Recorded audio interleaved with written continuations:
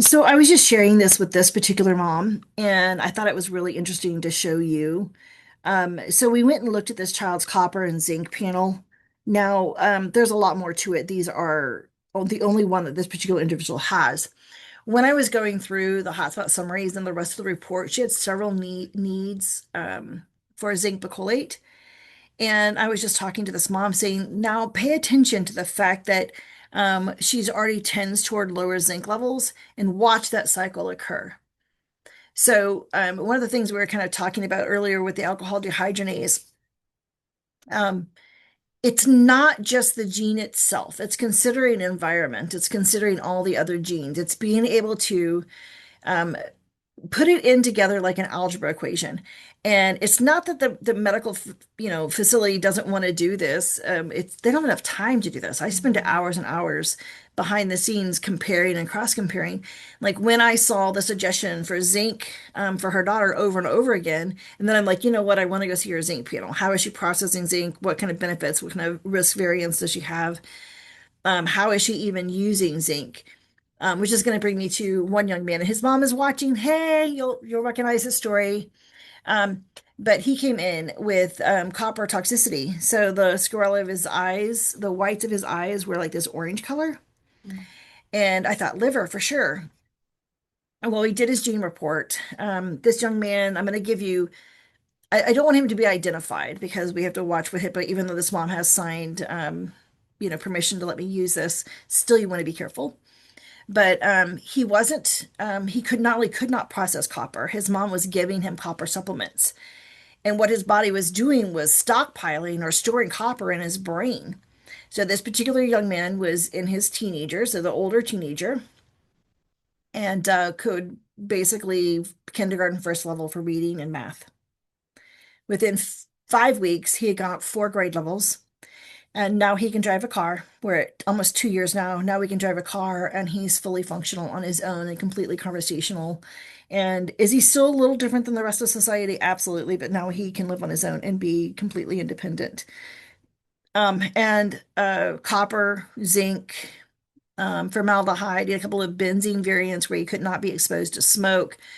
There was a few more. He had some methylation issues. He had some other things going on. But it's not that any of us are geniuses. It's just that the program we've designed, instead of just charging you for one, half an hour visit, we're sitting together as a team and behind the scenes just poring over things. So Dr. Mo and I meet several times, well, at least once a week. Sometimes it's several times a week. I just got back from his place. I was actually there doing conferences with him for a week and doing some recordings, which I haven't given to you yet. But we're spending the time behind the scenes, and that's an investment for us and it's an investment for you. But the changes and the alterations and the breakthroughs that we have are so much greater when that occurs. So, what I've been working on for 5 years, now 2 years with the genes, is setting up a network where we're more cooperative, where you don't just go to one type of practitioner, you go and you're getting seen by everybody. Everybody's contributing, many heads, that kind of situation. If we're ever going to really advance or move forward, we're going to have to stop demonizing other humans because they're a doctor, they're XYZ, and they're horrible, they're this. You can't do that anymore. Instead, find the people that work for you. And that's the only way we're going to make massive change in this world is by not dividing any further, by bringing together, coming together, working together. That's the only way we're going to stop that. And coming from someone like me that was there's a them and there's a me, and them wants to attack me and me wants to attack them, to now a person who sees the humanity in everything, the limitations of every, and sees the needs of every level. That was life altering. That right there was enough to shift the tide. You guys will hear more about this and what I've created. Right now it's still not completely funded. It will be soon. But what we've created is a network that's going to literally change the face of medicine. So, anyway, welcome to the jungle. So excited about that. It's my favorite song. Welcome to the jungle. Okay, hold on. I can't make it stop.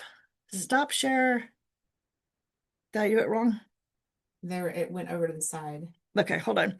Ready? Welcome to the jungle. I should probably sing that every time. I'm like gapping my thing. Because in order to do this, we're gonna have to be wild. It's true. That's